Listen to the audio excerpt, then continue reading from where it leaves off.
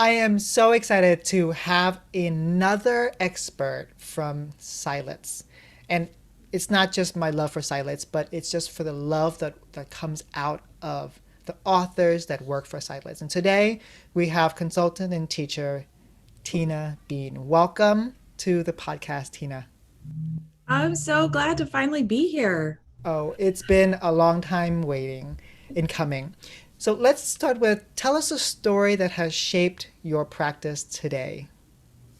Okay, perfect. Well, how about I tell a really embarrassing one to start with, Ooh, fun. of just my general lack of cultural relevancy and knowledge. All right, just start right off with that. So y'all will be able to tell pretty quick from my accent and the fact that I just said y'all already, that I am from a very rural part of Texas, and I grew up in a very homogenous environment. Everybody looked like me, sounded like me, and I mean literally looked like me because we all share genetic material. And one of the ways that that has impacted me as an educator is I became a bilingual elementary teacher. So I taught bilingual fifth and third grade in the Dallas area in Texas. And so when I was teaching, I had the academic language to be successful. I was receiving really good support and training to learn how to become a teacher, even though I was already teaching. It was an emergency certification program. And so I was getting support at the like in the intellectual realm, but just my lack of cultural knowledge was just constantly hitting me in the face. And one of the ways that always sticks out to me that I will never forget is telling my group of fifth graders, my whole class of like 30 fifth graders in my bilingual classroom, to all go find a partner who had different colored eyes than them. And they were like, "That's you, miss. Like, look around. Like, read the room. What are you thinking?" And it's just like that was constantly happening. So what really shaped my teaching was just learning humility and just being like, "Oh, yeah, I don't know, I don't know idioms. I don't know figurative language in Spanish. I don't know cultural references. I don't know pop culture. I don't know pop culture in English either." So because of the way I grew up, but I think what really shaped my teaching practice was just that constant butting up against the ignorance and doing things like go find a partner who has different colored eyes when almost everybody in my room had brown eyes. I had one kid that year who was a brand new newcomer, and I'd love to tell this story, and I wonder where he is now. His name was Jaime, and he had just moved from Mexico City, and he was really starting to catch on a little bit with what was going on with classroom norms and stuff and practices. And he was always really watching everybody else, like you do when you're first starting out and trying to get acclimated to your new surroundings in any situation. And I said, go find a partner at different colored eyes. And he had these bright blue eyes. And he was the only kid who had blue eyes. And I should have thought of that. And my girls were all going nuts for him. And so when I said, go find a partner who has different colored eyes, they all went, whew, and he was like, ah. So yeah, that's when I realized there was a lot more to teaching than what was in the first 100 days book that I had read. But what a great story because you really showed us that, hey, when a person consistently learns and reflects on their experiences, it helps make you a better teacher. Yeah, and it really helped my kids too, that like I was constantly making mistakes. And, with Spanish being my second language, I was making mistakes, in instruction, and they would have to tell me like, no, it's like this or whatever. And so by putting myself on the level of a learner, that really changed the dynamic in my room and made it really, pretty okay to make mistakes. It was always just really a big deal for me that kids not be able to make fun of each other when they make mistakes. Like that would make my head spin around. I just could not, because you can't learn when you don't feel safe, and you don't feel safe if you think you're going to get made fun of. Like as an adolescent, as a child, you are terrified of being mocked by your peers. And so we made sure that like in our classroom, that was a big deal for me and my kids, is you can't make fun of people when they make mistakes, including me, because I can't take it very well. So when I make a mistake, you can laugh a little bit at it because it's funny, especially when it's a second language error. Like second language errors are funny a lot of the time, and it's okay to like laugh at that and move on, but not in a way that's mean spirited. And that is something else. Speaking, and I don't want to be too specific to working with bilingual learners who with a Spanish background. So I'll just say a little bit more about this and then we can broaden up the conversation because I don't want to stay too narrow. But one of the things that really was a struggle for me is my kids were used to a lot of picking on each other and making fun of each other and nicknames that are physical about something physically wrong with you. And that's super, super common, right? That's very common. But I'm not used to that. And so for me in my classroom, I couldn't be comfortable with it. So we had to have the expectation that, like, I had one boy one year who had a birthmark on his face that was a huge birthmark on his face. And his nickname was El Mapa, like the map. El mapa. Yes, that's what his, and that nickname had been given to him by a previous teacher. Let me just, No. yes. And so we had, the teacher and I ended up having like words about it. And I really understood what he was saying. He's like, he's going to get picked on for this. And so, and this is a, you know, more of a male thing, even the, and a cultural thing as well. It's all wrapped up together. But he was like, you know, he's going to deal with this his whole life. We've got to like toughen him up about it. We've got to make him not sensitive about it. And I was like, yeah, but he also is in 5th grade and really isn't reading yet. So I need to worry a little bit more about a few other things. And he's not going to be called that in my room. He's going to be Eric. Like, what, I can't stop what you do when you see him in the hallway, but just don't do it in front of me. And my kids aren't going to be able to do it either, because Eric he's suffering, like, you know, and Right. at the same time, I get where you're coming from, but the classroom, it's a little bit different. So Right. that was really important for me to, and just to be aware of it, and just to be aware that we may have different opinions about it. It doesn't mean that one of us is right. We both have points, you know, here, and he does need to toughen up for sure. He does need to not be sensitive about his face, but we also need to be, I don't know. So anyway, all of that to say, I had a lot of hard conversations, and conversations where I felt ignorant a lot. And that's not a comfortable feeling. It's not a place that I like to be, but it really impacted my teaching, and honestly led to the book itself too. Was just coming from a place of humility, and like, here's some strategies that worked for me when I didn't know what I was doing. Right. Well, can you tell us more about that? I always have a question when I interviewed authors. I always ask them, what was the seed of your book? Can you tell us Okay, about so that? yeah, this book started over breakfast with my boss, John Seidlitz, when I was first coming on to the team. And he sent me, we went to a diner, Joe's Diner in Irving, where we both, yeah, where we both lived, just that old school diner. I mean, just, you know, such a great place. And so we go to Joe's, we're having coffee, and he's asking me, what are you passionate about? And I thought about it, reflected on it, and I had been thinking about it up to that point. I was so frustrated with giving my kids the best experience I could in 5th grade, really trying to set them up for success. And then finding out in 3 years, 4 years, how many had dropped out, how many were no longer, you know, who had never exited the program, and just knowing what happened to my babies, you know, and then seeing them as, you know, junior high kids. And, you know, this kid who I thought like, wow, he can really make it, or she can really, like, she's got some talent. And then 4 years later, she's got a baby and he's got an ankle monitor. And I'm like, what happened? What happened? Right. And I know it's not the kid, because I've been with the kid. I know it's the system. And so I was like, I want to revolutionize public education. And he was like, how about we write a book first?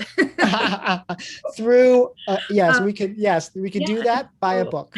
I was like, I want to work on the dropout rate, and specifically the disparity between people of color and kids who look like me, and why there is such a disparity, right? And I want to talk about the school to prison pipeline. And we tell kids, if you do it, you know, if you try hard, you can. But there are some real systemic issues at play, and this is a conversation we're having in the early 2000s, so or mid 2000s. And so we decided that one thing we could do is focus on the content area classes, not the ESL or ESOL or targeted English learner spaces, but the general ed classrooms. How can we make those places where we have more language opportunities for everybody? Right. Because a lot of reasons why kids drop out is because they're bored, and they get to the point where they're like, I can't do one more day of like death by PowerPoint while this old person talks at me.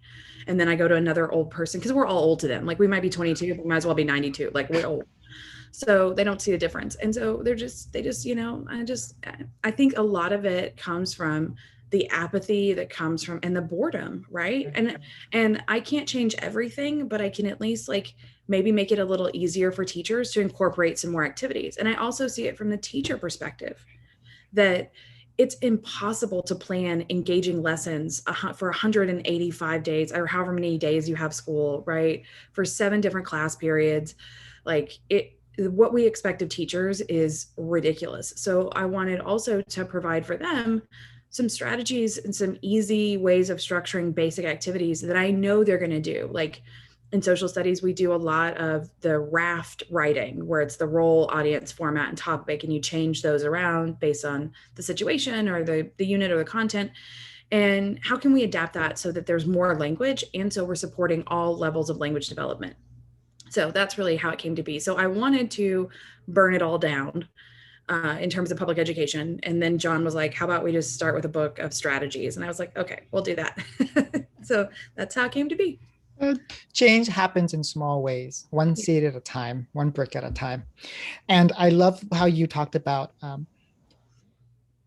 you weren't just focused, your books aren't just focused on the language targeted classrooms, so specifically like ESL classrooms or ESOL classrooms, but because those kids are not in those classes for the majority of the day. So they're going to have all this experience in their very sheltered classes. But then when they go to science, math, PE, drama, well, how are you going to support them? And so we say it, your book is equity in action. Here is why, because it says that all of us are responsible for all students.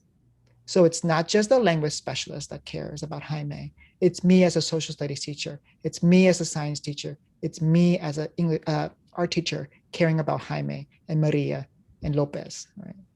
Yeah, perfect. Absolutely. So, yeah, I think that's a huge part of it. And I also don't want to come down on, and sound like I am not respecting the challenges or the efforts that teachers have put in. Like it's so much harder to get kids to engage now that they are so stimulated. When I see the video games that my 12-year-old likes to play and the shows that he watches, like everything is multi-sensory. It's like a Michael Bay movie all day, every day that they're getting. And then they come to class and we're like, let's talk about these dead people.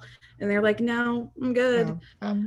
So we have so many challenges, but we also have a lot of opportunities because kids are wanting to make sense of the world around them and wanting to ask questions and have conversations. They just may not know it yet, but once you have that kind of dynamic classroom, it also changes the life of the teacher, because I don't want teachers to feel burned out and exhausted and like, why do I come here every day? Like, why do I do this when my kids just sit and stare at me and look like, yeah, their lights are on but they're not home, right. And that's a lot of why teachers burn out too, because they're doing so much of the work. And so with the strategies in the book and in this book and the science book and anything that we do, we're really trying to make sure that kids are the ones engaging in the process, because we know that only the brain that thinks learns, right? We don't learn by listening to somebody else answer a question. That's just not how the brain records and saves information. So this approach that we're trying to do, where we're listening, speaking, reading, and writing more in all the content areas, is also designed to improve the experience of the educator and let them be more of that facilitator that we've been talking about for a while now in education, so that kids are taking ownership and doing that work on their own. And when they do, we end up with 20 different perspectives on this issue, as opposed to 20 kids reiterating the teacher's perspective. You know what I mean? Right. And that's so much richer and so much better for us just as a people to have that, so. Because we sometimes, the way you're talking about it is that we no longer feel like we're cogs in a system, but we actually are practitioners of a craft, of a highly skilled craft, and we love it. Right. Exactly. And I want that respect for teachers in their craft. You can't teach by a program, not every teacher is different and needs to play to their own strengths. It was so frustrating for me when I was in my first district that I worked with, which I loved. I had a great experience working there, and I'm so proud to have done what I did there and met the people that I met and served the kids that I served. But at the time that I started, I had no idea about education. I had never met a teacher. I thought it was going to be easy. I was going to, while I figured out what I wanted to be and where I was going to go to law school, and I thought it would look good on my applications. but I fell in love with teaching and fell in love with advocating for English learners from the jump. And I was desperate for resources. And so my mentor teacher gave me a book that they were giving to almost every new teacher that was called Teach to Your Strengths. Mm. And at the same time, so it was about like how to differentiate your craft based on your own strengths and, the importance of being a professional. And at the same time, our district was rolling out like a mandated curriculum. And I'm like, you can't give me both of these things. Yeah, you can't ask me, just like you can't ask me to implement two different literacy frameworks at the same time, but you are. One person is saying do it this way, and the other person saying it must also be this way. Like these messages are not, they're incongruent, and I can't resolve this. Like I can't teach to my strengths and teach your, scripted program at the same time. And I just feel so compelled to, like, when we find those things that are in conflict in education, to call them out and try to eliminate that for teachers, because they're the ones standing in the middle saying, like, which one, what do I do? Teach to my strengths or teach your program, which one?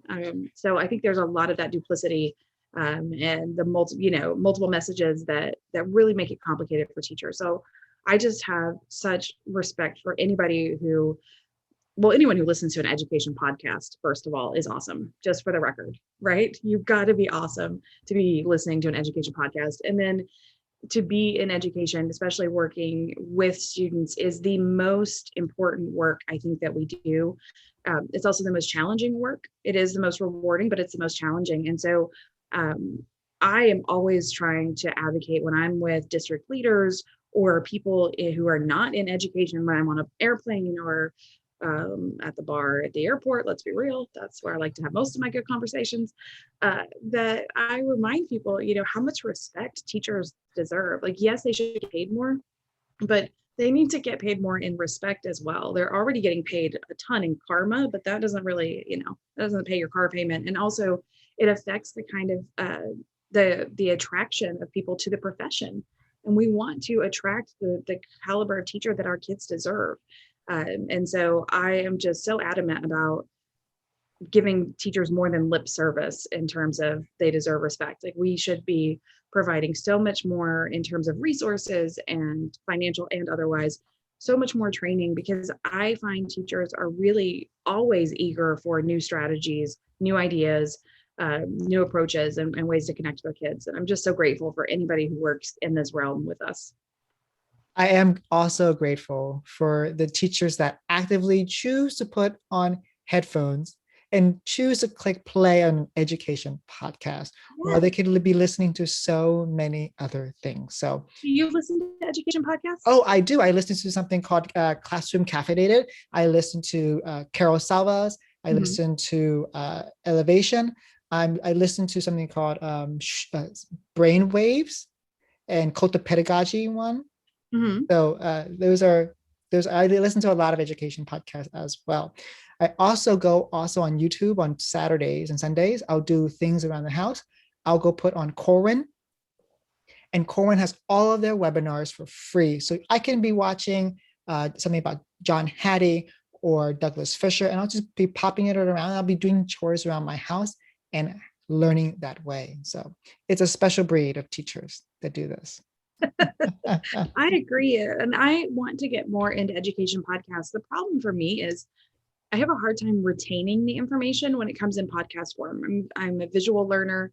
And so I'm constantly listening to podcasts, like all the time, constantly, but they're usually not education related, because when it's education, I feel like, oh, I need to stop and write this down. And but I'm always listening to ones that are interesting about, like, how the brain works. I love all kinds of like total like nerd section in terms of podcasts. Yeah, absolutely. But not education necessarily. And I want to listen to more, but that's my struggle, is I have a hard time with the education ones retaining the information.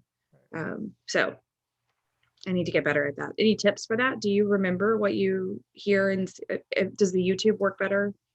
Well, what happens is there's a strategy that I've learned by listening to podcasts. If there's something you want to remember, you pause and you reflect and say, what did I just learn? And then continue to the next part, because that helps you remember. And at the end of the podcast, I say, what are the 3 things that I'm taking away? Right. And so when I'm listening to a podcast, I will visualize what's happening so I remember it more if I really think it's important.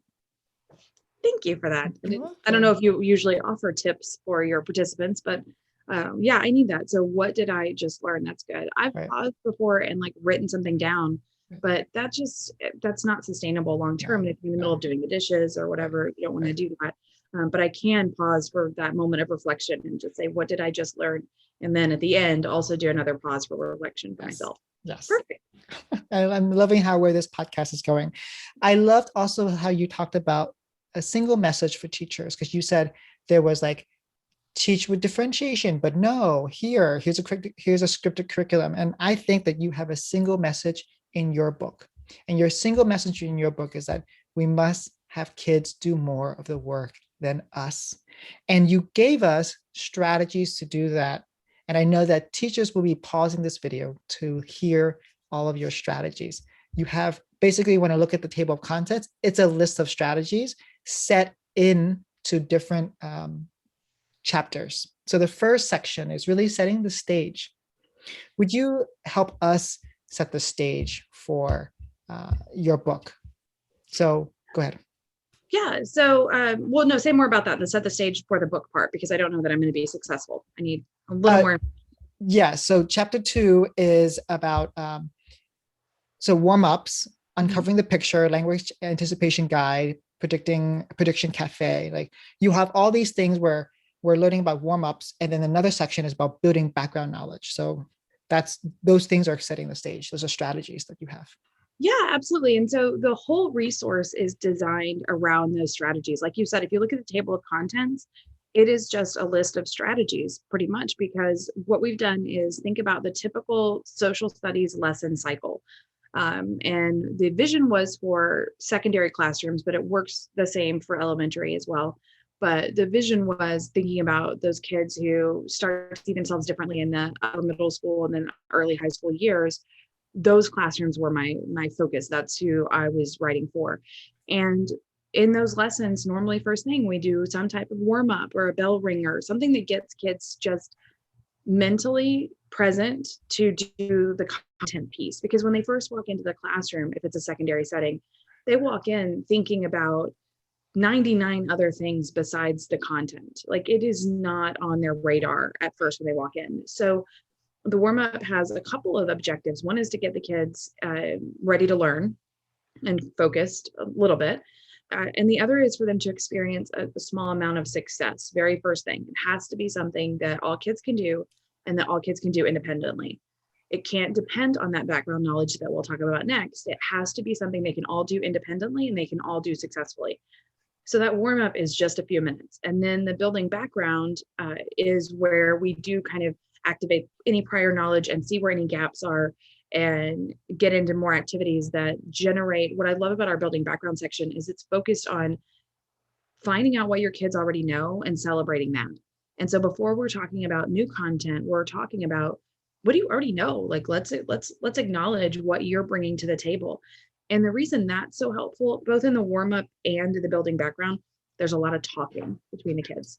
Yeah, lots of talking. Now, not all the time, because sometimes on some days, like depending on the barometric pressure or the lunar cycle or whatever, sometimes you want quiet. So we definitely have quiet activities as well when you just can't even with their precious voices. There are definitely warm ups and building background for that.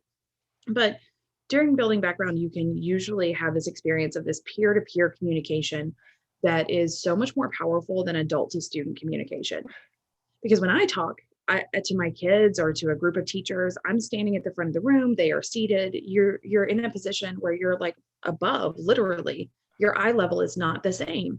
And especially with kids, that just contributes to the power dynamic that they experience, and you're an authority figure and your message comes through the brain differently and is not received the same as a peer. So that's why the kid next to them can say something that you have said 3 times and they haven't gotten it and you've said it 3 times, and then the kid next to him says it and they're like, oh yeah, I totally get it. And then you're like, what? I just said that, how did you know and it's because it's peer-to-peer communication. And so we want to take advantage of that in the building background part and have students really share what they know with each other before they get into the new content piece. And so that's really important because we think we know where the gaps are in their understanding, and then we'll be shocked because like for example, I was working recently with teachers and I was doing something around the 1980s. And there was a group of teachers who seemed way too young to be so good at it, at what they were doing. And it was because I was like, how do y'all know all this? And it was because they had watched Stranger Things on Netflix, right? And it was like set in the 80s. And so I have not watched that show. I can't do scary TV. I can't. I don't understand how people can do it. I can't handle it. It takes years off my life. I don't enjoy it. It's not pleasant. It hurts me physically. So they had watched Stranger Things and they had all these 80s references that I was prepared to teach them. But if I hadn't had that conversation and done that activity, we did a list, group, and label. If we hadn't done that activity, I would have assumed that their background knowledge was different than it was. I just didn't know the show had just come out. I didn't know that that was going to impact my practice. And I've noticed as I continue to do stuff around the 80s that people do have more knowledge because like the 80s is cool right now, so we're seeing it on TV and stuff. So that's why I think those two steps are so important, like a warm up that helps kids feel, okay, I can do this. Like no matter what else is going on, at least in this classroom, this teacher like is meeting me a little bit where I'm at. I'm going to experience a little bit of success. And we're really just trying to keep them hanging on like one component to the next, like do the warm up. Okay. Do the building background. Okay. Now we're into the lecture part. We're getting new content info. That's the hardest part of it, right? Is getting them to be engaged with that new material. So before we do that, we're going to have them experience success and show what they know and get the opportunity to collaborate with, a couple of peers. And then we'll do the hard part of giving them the new information. Right. I think that's so key because all learning is social. That's what Bukowski said. And you're tapping into student social nature, right? I have learned that one of my biggest epiphanies about education is that kids don't come to school for us. They come to school for each other. And they just happen to be forced to learn to hang out with their friends. If not, they just come to school to hang out with their friends. So we have to turn our instruction to be a social learning experiences. And your first two suggestions, which are warm-ups and building background knowledge, really go back to saying, kids, what do you know? Let's talk about it. Can you talk more about one of the three strategies here in the warm-ups? I love that, the uncover the picture, language anticipation guide, or the prediction cafe. Oh yeah. So let's see, which one should we talk about? Oh, there's so many options. I think I will spend just a second talking about the prediction cafe because it's the only strategy in the whole book where you have to make copies of something first and cut it apart. It is the most highly needy, I guess, or demanding activity because you do have to cut strips of paper apart first. That is the only strategy that involves that level of prep. And that's intentional as well because these strategies are for all kinds of different teachers, ones who are brand new and just need any ideas. I'll take whatever you got, just bring it to me. Teachers who have tried, the usual, the raft and they've done a couple of DBQs and a couple of other social studies type things, but they just want a few more ideas, like maybe they haven't seen Prediction Cafe. And then for mostly though, it's for the teacher who's totally burned out and is just teaching the same way they've been teaching for like 15 years and just feels like, listen, the kids don't care, so I don't care either. That kind of attitude. Trying to get that teacher to just take a chance, like go ahead and make the copies and cut this article apart and see what happens. And what I love about Prediction Cafe is because it's a warm up, there is no right or wrong answer. You are basically, what happens is we take a news article and we cut it apart into individual sentences or a couple of sentences. The different pictures are cut out, the captions are cut out. And then every student gets a piece of paper. And if I have newcomers or beginner English or beginner language learners, they will get the picture, right? So that they can use that and not have necessarily the literacy piece if they're a brand new newcomer or a beginner in their language acquisition in this particular language, then we give them the picture. Otherwise, you can have anything, the title, whatever. And you walk around and meet with like 2 or 3 at most different partners and just have a conversation where you say, mine says this. The other person says, okay, well, mine says this. And then based on our cards, I predict. Based on our cards, I predict. And that's it. And then by the time they sit back down, they've got a little bit of knowledge about the article, but they don't read the article. And this is the other part too. When they sit down, teachers are like, okay, well then do they read the article? Do they annotate it? No, we don't have to annotate everything. Like you don't just put your highlighter down and walk away. Just don't even tell them what the article is about. Just move on because that makes their brain go, wait, I didn't finish that. what was I right? Because the brain loves to predict. It actually is the same as gambling. It's what your brain is doing. It's like the same as if you were putting, like, you're playing. I'm not good at gambling. I don't enjoy it. It's not my thing.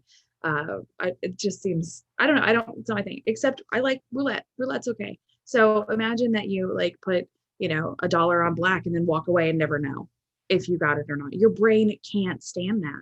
And we can do the same thing, not turn our kids hopefully into gamblers, but do the same thing with the Prediction Cafe. And they wonder, well, what was that about? And then, of course, the article is somewhat related to our content for that day, but that article is not the content for the day.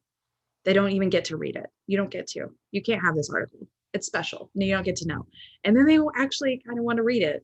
So, yeah, that's why I love Prediction Cafe. So it is worth going to the effort of cutting the pieces of paper apart and distributing them throughout your class. And that's the only one I think that requires even copies. Right. And it's really easy. We're just cutting out an article. We're not writing the article. Yeah. And this can be differentiated for beginners. We might say, here are 3 images are connected to the picture. I want you to talk to your partner about, what do you predict? This is my picture. That's your picture. Let's make a prediction on what these pictures together mean. Right. And so we've got sentence stems we're using those structured interactions, and everybody just talks to 2 or 3 people, and then they sit down and we make a few predictions. And then I, usually would end up in the lecture telling them things that came from the article, but it's not directly tied to the content even. It's just to get them a little bit excited, a little bit engaged, and up and moving and talking right away. And then they sit down and we do, the content piece. But first they get to talk and move around a little bit. So that's why I love Prediction Cafe. I think it's worth doing. It starts to stimulate, it starts to engage them right away.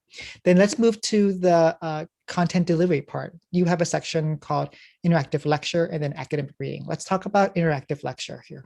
Yeah, so especially with social studies, there will be a direct teach piece. It is generally information that students have not heard before often. And so it's essential that we do direct instruction. It's essential that we, and so many of our assessments, so much of their AP testing or their EOCs that we have, our end of course exams, so much of their testing that's standardized is going to measure their knowledge that we need, knowledge about topics that we have to lecture on, basically.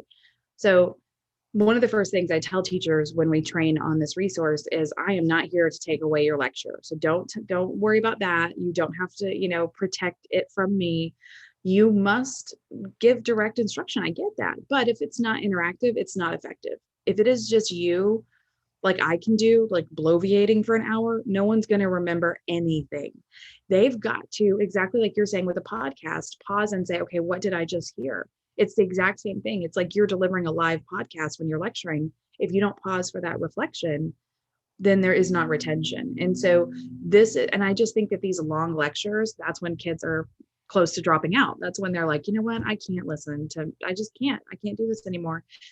But when we do a lecture that's interactive, there are very simple things that we do to make it interactive. Like literally one of the strategies is point and talk. That's a strategy. Think about what you're going to point at before you start teaching. Have it ready. Point at it while you're teaching. It's not even like, I'm not trying to make things complicated. I'm trying to make them effective. And so point and talk and turn and talk and do a quick draw where they do a non-linguistic representation of what they're talking about and share about it with a partner. Those are all the strategies in the interactive lecture, because you are doing a lecture. You're not going to pause to do a structured reading or writing activity, because this is the lecture piece. This is the direct teach piece. So how can I still make that interactive? And the turn and tell 5 gets you that same experience. It's turn to the person next to you and for 5 seconds, tell them what we're talking about. So that way, if they're distracted or maybe there is a language difference or a learning difference and they didn't catch it, when you turn to them and, you say, oh, we're talking about blah, blah, blah. It's like, okay, great. And it's that peer-to-peer communication again. It's so much more comprehensible than adult to student, right. But it's only 5 seconds. So even if they say something totally wrong, they can't mess up too much in 5 seconds. And then of course, if you want to, you can, randomize and call in a couple of students and say, what did your partner tell you that we're talking about? Because that's also helping them retain not just what they said. It's easy for us to remember what we said, but helping them retain what their partner said. Right. So those are all really straightforward and easy, like really right. Just point and talk. Right. I think the biggest thing is when we're thinking about lectures, I think about it as instead of a pizza, it's pizza slices. Like your lecture, it contains all these 8 slices. And instead of saying, kids, here's a pizza, shove it in your mouth and try to like dissect it, right? I'm sorry, try to digest it. But we're saying, here's a chunk of information. After giving you one slice, I want you to pause. I want you to talk. I'm going to give you a very quick structured activity to do to make it, to allow you to process the information, to pause, take a deep breath, speak in your home language, to say what you've learned, what you're disagreed with, what are your opinions about what was shared, and then that we can move on to the next part. Right? Absolutely. Yeah. Perfect. Let's move now talking about the academic reading part. Oh, yes. So this part is so much fun and it's so stressful too, especially working with content area teachers at the secondary level. Most of the time, they did not choose to be reading teachers. They may not even like reading themselves. They may not have had strong, good reading experiences. I think about when I work with a lot of career and tech teachers who, teach things like automotive or graphic design or cosmetology, and we don't think to necessarily read in those classes. And so one of the things that we do in every resource that we have, whether it's the social studies, science, or someday soon to be math, when we're done with that one, they are all focused on having our kids have more opportunities to read that are authentic and connected to that content. So not just reading for reading's sake, but reading in your content area. So our students become literate in that content area. And the way that we read in social studies and what we read in social studies is different than what we read and how we read in language arts. And it's different than it is in science. And so for each of the content areas, we want to invite teachers to design that academic reading in a way that fits with your content. And it's not about overall literacy. It's about having them become more literate in that specific discipline. So I understand the challenges of teaching or using a reading in the secondary classroom and social studies. And I get why so many teachers kind of have a don't ask, don't tell policy, which is like, I don't ask you to read, you don't tell me that you can't, and everybody's fine. We're just going to watch a video. But that when we do that, we're just, as they say, the idiom goes, we're just kicking the can down the road. We're just, this student, if I'm teaching 5th grade and in 4th grade, the student didn't grow in their overall literacy or in their content literacy, and I don't help them in 5th and nothing happens in 6th and 7th. Okay, now all of a sudden this kid's an 8th grader whose content area literacy is still on the 4th grade level. And now it's a real problem.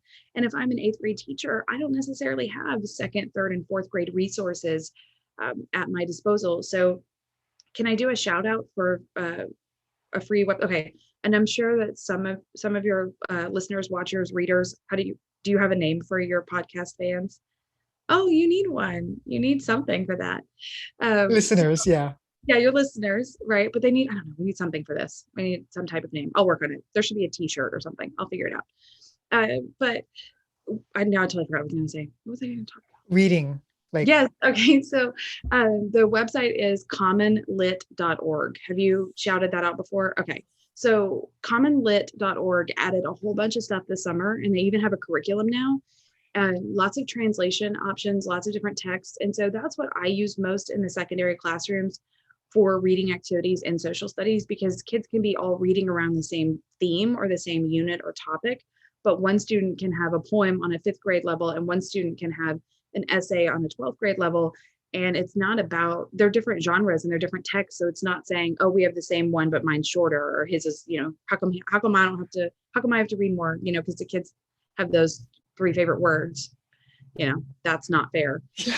So when we have those different types of genres in that same reading activity, it makes it easier to differentiate without it being obvious. Because sometimes when we just simplify, it's like, oh, I see that you just have 2 paragraphs and this person has 4, but now we're just doing totally different readings. So that's my favorite resource there for actually finding text you can use. Right. But I think the most important thing about academic reading and social studies is just to do it.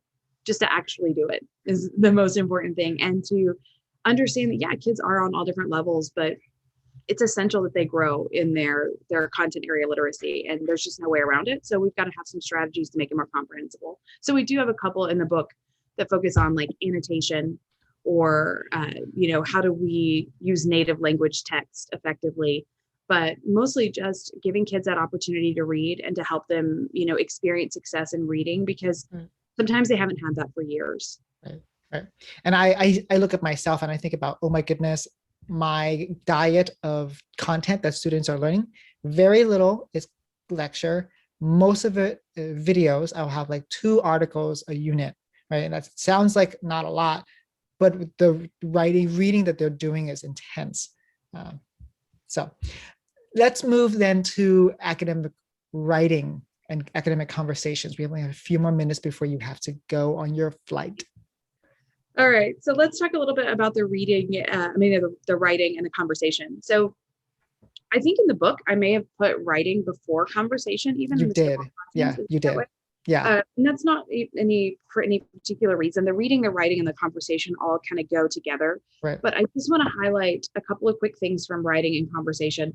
One would be on the writing strategies. We do this one called Fortune and Misfortune, which is my very favorite thing to do in social studies.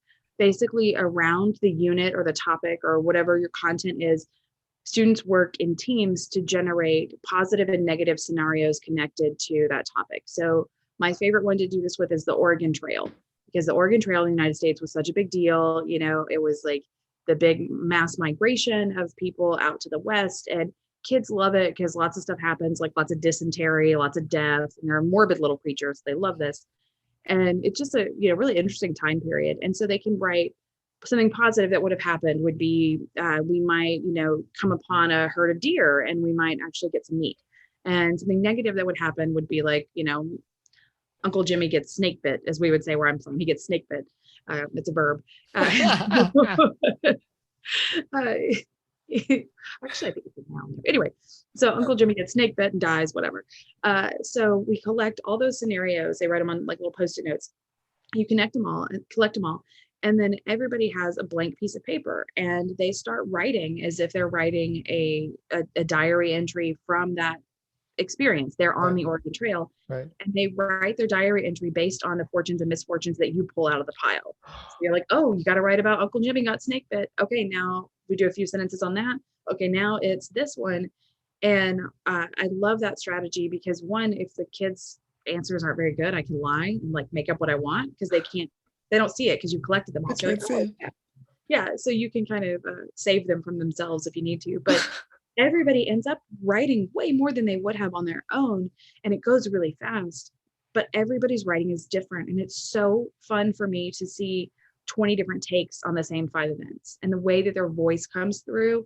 And in that activity, all languages are welcome. Whatever comes out, because you're doing a quick write. You shouldn't censor yourself. I mean, not like Eminem level of censoring. I mean, no profanity, but in terms of a mix of languages, absolutely, that's great. It shows me how your brain was working, while you were writing this. So I love that it takes the pressure off to do perfect writing. You're not writing an essay for English class. You are on the Oregon Trail and you're sharing your experience, and whatever that looks like is what it looks like. Right. I love that. You're making reading, writing, learning so easy and low risk. Exactly. And then one of the conversation strategies that I want to highlight is T-chart, pair, and defend. So you take a controversial statement and you make a T-chart about why it's true and why it's false. So, just like a pros and cons. We call it a T-chart, but it could, pros and cons list, basically. Positives and negatives, affirmative and negation. And we go through and make like 3 reasons why this statement's true, 3 reasons why it's false. And then the kids are paired up and they're assigned one side of the argument. And they can read the chart verbatim or they can put it in their own words, but the chart has academic language and it uses complete sentences so that our newcomers, beginners, and students at intermediate levels of proficiency can be just as successful. And everybody's welcome to just read straight from the chart.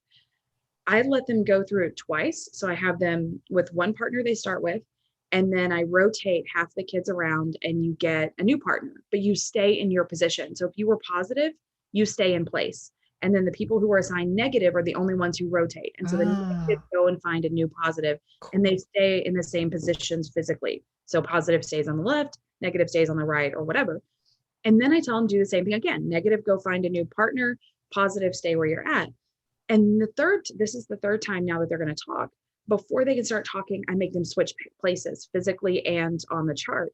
And it blows their mind because, wait, I just argued the other side twice. Right, right, How am I now going to advocate for this? And that's where we learn to appreciate multiple perspectives and right. understand that you can articulate it without believing it. And understanding it doesn't mean accepting it, it just means understanding. And that's what discussion is all about. And then, and only then, after they've argued for both sides, do they get to sit down and have their opinion. But you don't get to have your opinion until you're informed. Right. I wish I could do this for all of social media for everybody.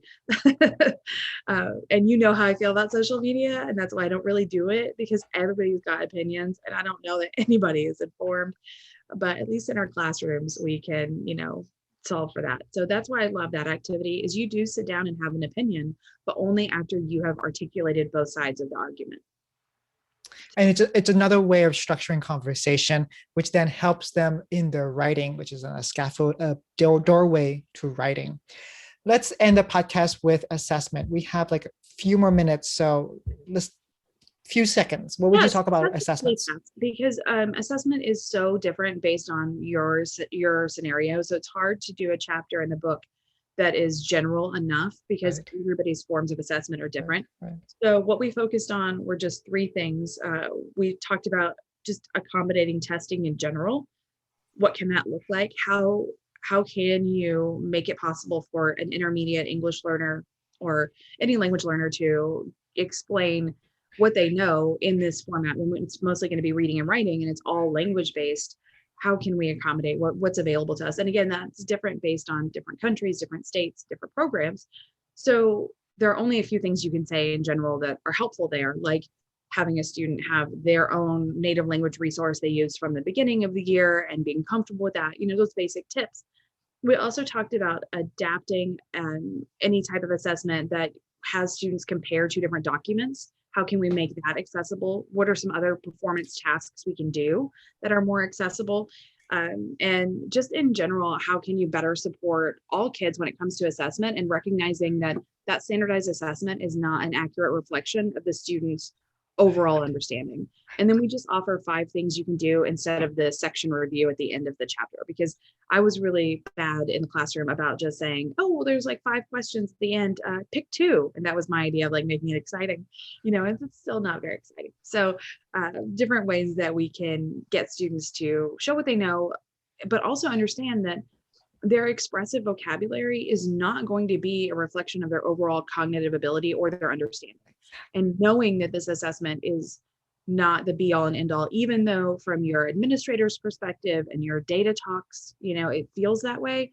The reality is there is so much more happening in their brains than they can show on that test. And that's why we have got to have so many opportunities during the lesson cycle for them to listen, speak, read, and write and show what they know outside of that assessment window. So they know that I did really well on my T-chart pair defend yesterday, and my academic reading assignment, I did well on that, so maybe I didn't do as well on the standardized test, but I have experienced success in other ways. And that all brings us back to bringing down that dropout rate and or burning down public education in general. That's my plan. And with that. Okay. Let's end with traffic light teaching, which is red light is something you ask teachers to stop doing. A yellow light is something you ask teachers to start doing. Like when you get to a yellow light, you start slowing down. And a green light, what is something they should be doing already? They're already doing, and you encourage them to keep on doing that thing. Oh, that's great. Okay, for red, stop doing round robin reading. Stop it yesterday. Stop it now. So why is it even called round robin reading? But round robin reading is where you have one kid read out loud while everybody else prays for the sweet release of death. And then you switch to another person and then another person, and everybody mispronounces everything and everybody is stressed. I remember, and I'm an excellent reader, but I remember reading out loud, I would have an out of body experience. I would full on disassociate because I was so nervous, right? When you're in that state of disassociation, when you're having out of body experience, you literally cannot learn. Your brain shuts down, your amygdala makes it's all fired up. You can't learn. Round robin reading has the unique ability it's bad for everybody. It has the ability to terrify kids and bore kids. And when you're bored, you cannot learn. And when you're scared, you can't learn. So Choral reading is fine, having everybody read out loud, or you read out loud and then you pause and have everybody say the next word. Choral reading is great. Round robin reading is not okay. It's fine if you did it up until now. If you didn't know any better, that's fine. But stop it. Stop it now if you do, please. It's terrible for the kids and you hate it too. So don't do it anymore. But choral reading is fine. Please start giving yourself credit for what you're already doing. I don't think that teachers have been able to do that over this last year. This was all chaos. I don't even know what happened. We're all in shock from what we've all been through as a collective traumatic experience. Start acknowledging that the fact that you're still here and listening to educational podcasts and getting ready for school year, like start giving yourself credit, because there are going to be all those things that come at you during the year when the two programs aren't in alignment, or this kid, no matter what you do, it's not connecting. That's going to happen. So start now with recognizing what you're doing and giving yourself credit. And then when it comes to please keep doing this job. Please keep being a teacher. One, we desperately need you and your expertise. Whatever you are experiencing in terms of challenging circumstances or new teaching assignments, this is a time of the year that a lot of people are in flux and asking questions. Is this the right place for me? Should I have, I'm starting a new role. Am I going to be okay at that? Just keep doing what you're doing to advocate for your language learners and all of your kids from culturally diverse backgrounds, and just continue to support them in whatever role you're going to be in. So just keep being an advocate, no matter what your new teaching role looks like. Tina, you said at the beginning that you wanted to have an education revolution. Well, I see you already at the front of the march, keeping the banner, waving that flag, cheering us on, and we are all following you. I can see right now all the teachers that are around the world listening. They've already paused so many times to write little things on their phones, things on their notepad, and they're re-listening to this. So you have already started the revolution. Keep on sharing, Tina. Oh, thank you so much. Thanks for having me here today. I loved it. I don't know why we waited so long.